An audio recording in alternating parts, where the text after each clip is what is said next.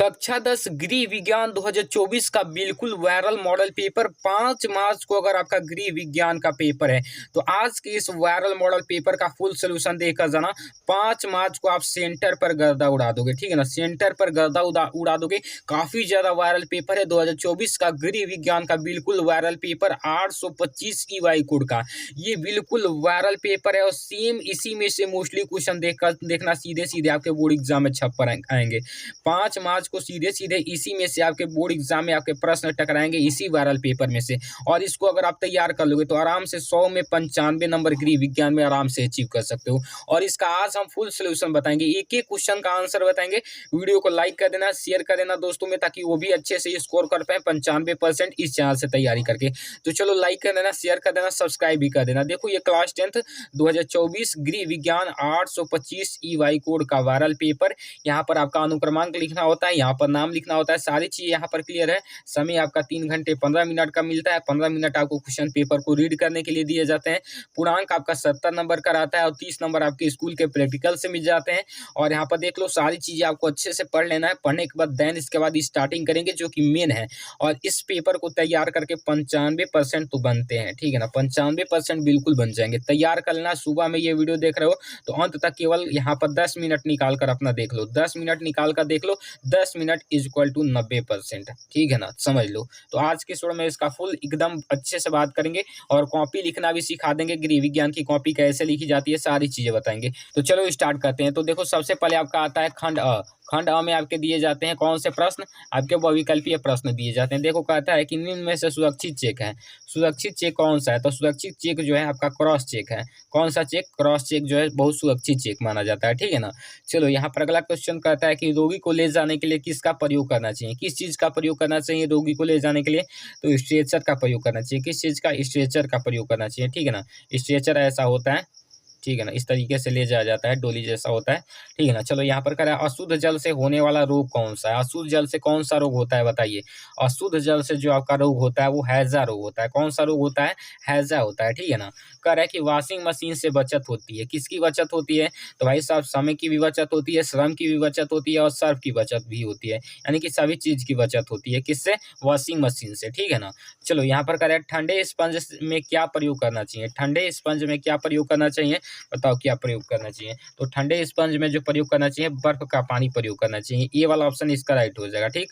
चलो कह रहा है वाटर फिल्टर में कितने कोष्ठ होते हैं? वाटर फिल्टर में कितने कोष्ठ होते हैं? तो वाटर फिल्टर में आपके 4 कोष्ठ होते हैं। कितने होते हैं? 4 कोष्ठ होते हैं, ठीक है ना। यहाँ पर चौथा ऑप्शन इसका राइट हो जाएगा। चलो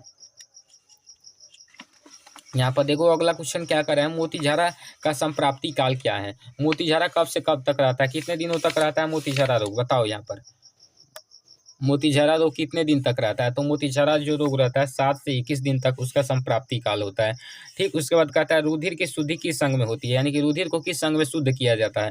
तो रुधिर की जो शुद्धि होती है फुफ्फुस में होती है, यानी कि फेफड़े में होती है, ठीक है ना, फुफ्फुस में होती है। चलो कह रहा है भोपाल दुर्घटना किसका उदाहरण है? भोपाल दुर्घटना किसका उदाहरण है? बताओ भोपाल दुर्घटना किसका उदाहरण है? भोपाल दुर्घटना जो है आपका वायु प्रदूषण का उदाहरण है। किस चीज का? वायु प्रदूषण का, ठीक है ना, एयर पोल्यूशन का। यहाँ पर वायु प्रदूषण बढ़ गया था तो इसी का उदाहरण है भोपाल दुर्घटना, और लाखों लोगों की जान गई थी। यहाँ पर कह रहा है 8 से 14 वर्ष की आयु में नाड़ी की गति होती है। कितनी होती है 8 से 14 वर्ष की आयु में नाड़ी की गति? तो जो होती है आपकी 80 से 90 होती है। कितनी? 80 से 90 होती है। चलो यहाँ पर कह रहा है तलने की विधि क्या है? तलने की विधि क्या है? तलने की जो विधि है, तलने की विधि है गहरी भी है, उथली भी है, शुष्क भी है, यानी कि ये तीनों है तलने की विधि, ठीक है ना। चौथा ऑप्शन इसका राइट हो जाएगा। चलो अगला कह रहा है कि प्याज की पुल्टिस किस पर बांधनी चाहिए? प्याज की पुल्टिस किस पर बांधनी चाहिए? प्याज की पुल्टिस जो बांधनी चाहिए किस पर बांधनी चाहिए? फोड़े पर बांधनी चाहिए। किस पर? फोड़े पर। तीसरा ऑप्शन इसका राइट हो जाएगा, ठीक है ना। चलो कह रहा है कि प्राकृतिक असंतुलन से कौन सी आपदा आती है? मोस्ट इंपॉर्टेंट क्वेश्चन देख लो। प्राकृतिक आपदा से कौन सा जो है, प्राकृतिक असंतुलन से कौन सी आपदा आती है? तो जो आपकी आती है सूखा पड़ जाता है, बाढ़ भी आ जाती है, भूमि बंजर हो जाती है, यानी कि ये सभी चीजें होती है। क्या होती है? ये सभी चीजें होती है, ठीक है ना। चलिए यहाँ पर कह रहा है सूती तंतु प्राप्त होता है। किससे प्राप्त होता है? तो वो जो होता है आपके वनस्पतियों से प्राप्त होता है। किससे? वनस्पतियों से। चलो यहाँ पर अगला करा है, क्षय रोग के रोगी के भोजन में किसकी मात्रा अधिक होनी चाहिए, किस चीज़ की मात्रा अधिक होनी चाहिए, तो वो जो होनी चाहिए किसकी मात्रा अधिक होनी चाहिए, प्रोटीन की मात्रा अधिक होनी चाहिए। किस चीज़ की, प्रोटीन की। ठीक है ना, अच्छे से देख लो सारे क्वेश्चन। आदर्श बजट माना जाता है, किसको माना जाता है, आदर्श बजट जो माना जाता है वो माना जाता है संतुलित बजट को। किस बजट को, संतुलित बजट को। ठीक है ना, चलो यहाँ पर अगला करा है, क्या करा है, चेचक रोग फैलता है। चेचक रोग किसके द्वारा फैलता है, तो चेचक रोग जो है आपका वायु के द्वारा फैलता है। किसके द्वारा, वायु के द्वारा। ठीक है ना, चलो भोजन कक्ष में की देसी शैली के खाते खाते समय खाना रखने के लिए कक्ष में होने चाहिए, क्या होना चाहिए आपका, सही ऑप्शन जो हो जाएगा आपका पाटा होना चाहिए। पाटा इस प्रकार का होता है, ये रहेगा, बिल्कुल अच्छा रहेगा। ठीक है ना, चलो अगला करा है कि शरीर की बाह्य सतह पर पाए जाने वाले कंकाल को क्या कहते हैं, बाहरी सतह पर जो कंकाल पाए जाते हैं उन्हें क्या कहते हैं, तो उन्हें जो कहते हैं बाह्य कंकाल कहते हैं। यानी कि ए वाला ऑप्शन इसका राइट हो जाएगा। ठीक है ना, चलो यहाँ पर श्वास गति व नाड़ी की गति में संबंध होता है, किसका कितना संबंध होता है, तो 1:4 का संबंध होता है, यानी कि 1:4 होता है। ठीक है ना, 1:4 का संबंध होता है श्वास का और नाड़ी की गति में। चलो उसके बाद आपका आता है खंड ब। खंड ब में आपके वर्णनात्मक प्रश्न दिए जाते हैं जिनका उत्तर आपको कॉपी पर देना होता है। तो देखो कौन कौन से प्रश्न पूछे गए हैं, अच्छे से तैयार करके जाना।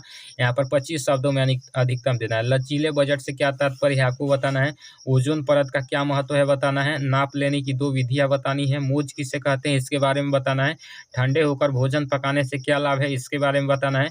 उसके बाद ठंडे सेक की विधियाँ आपको बतानी है। ठीक है ना, ठंडे सेक की विधियाँ बतानी है। चलो यहाँ पर अगला कहता है निर्देश प्रश्न संख्या 27 से 31 तक लघु उत्तरीय प्रश्न है। प्रत्येक प्रश्न का उत्तर लगभग यहाँ पर 50 शब्दों में लिखना है। ठीक है ना, कितने शब्दों में लिखना है, यहाँ पर देखो 20 नंबर का ये भी है। कह रहा है कार्बोहाइड्रेट एवं प्रोटीन पोषक तत्व की सुरक्षा के उपाय लिखिए। देखो उसके बाद कह रहा है शरीर में जल के कार्य बताइए। शरीर में जल के कार्य क्या है वो बताना है। एक साइकिल का क्रय मूल्य 1600 रुपये है, यदि उसका विक्रय मूल्य 2000 रुपये हो तो लाभ का प्रतिशत ज्ञात कीजिए। अब अगला कह रहा है कि खपची का प्रयोग कब और क्यों किया जाता है, ये भी बताना है। खपची का प्रयोग कब और क्यों किया जाता है। उसके बाद भोजन पकाने के क्या उद्देश्य हैं समझाइए। भोजन पकाने के क्या उद्देश्य हैं आपको समझाना है यहाँ पर। चलो उसके बाद आपका 31 नंबर दिया रहता है। 31 नंबर यहाँ पर निर्देश यहाँ पर दिया रहता है 32 नंबर का। देखो यहाँ पर प्रश्न संख्या 32 से 34 तक दीर्घ उत्तरीय है। प्रश्न 32 और 33 में 2 विकल्प दिए गए हैं, एक ही विकल्प का उत्तर लिखना है। प्रत्येक प्रश्न का उत्तर लगभग 100 शब्दों में देना है। ठीक है ना, कितने शब्द में, 100 शब्द में देना है। चलो यहाँ पर देखिए, यहाँ पर 18 नंबर का ये भी है। कह रहा है कि पारिवारिक व्यय से क्या तात्पर्य है। पारिवारिक व्यय को प्रभावित करने वाले कारकों का वर्णन कीजिए। ठीक है ना, या फिर अथवा करके दिया है कि गृह गणित क्या है, इसके क्या महत्व है समझाइए। गृह गणित क्या है और इसके क्या महत्व है आपको बताना है। चलो यहाँ पर ये हो गया। 33वां नंबर देता है कि भोजन परोसने की विधियाँ का विस्तार वर्णन कीजिए। भोजन परोसने की कौन कौन सी विधियाँ हैं उसको विस्तार पूर्वक वर्णन करना है। अथवा करके भी दिया जाता है कि रोगी का आहार तैयार करते समय किन किन बातों का ध्यान देना आवश्यक है समझाइए। कौन कौन से बातें हैं जिनका ध्यान देना आवश्यक है। ठीक है ना, चलो यहाँ पर 34 नंबर का आता है घर में सिलाई करने से गृहिणी के क्या लाभ होते हैं और एक गृहिणी को इसका ज्ञान होना क्यों आवश्यक है, ये बताना है। ठीक है ना, ये बताना है। इसके भी आपके कितने नंबर दिए जाएंगे, इसके भी आपके कितने नंबर दिए जाएंगे, ये लास्ट वाले प्रश्न का भी यहाँ पर 6 नंबर दिए जाएंगे। 6 नंबर का प्रत्येक प्रश्न है। ठीक है ना, 6 नंबर का प्रत्येक प्रश्न है। अच्छे से फुल सोल्यूशन देख लिए ना, और देख लो थोड़ा कि कॉपी किस पैटर्न पर लिखना है ये भी देख लो आप लोग। कॉपी किस पैटर्न पर लिखना है ये भी थोड़ा देख लो सेम इसी पैटर्न पर लिखना है। खंड व दीर्घ उत्तरीय अति लघु उत्तरीय प्रश्न, उसके बाद प्रश्न उत्तर एक ऐसे ही लिखा, देन उसके बाद जो भी आपका क्वेश्चन हो उसको स्टार्टिंग करना है। ठीक है ना, ऐसे ही लिखा। तो आज की स्टूडियो में अच्छे से बता दिया। मिलते हैं अगली वीडियो में, तब तक के लिए जय हिंद, वंदे मातरम।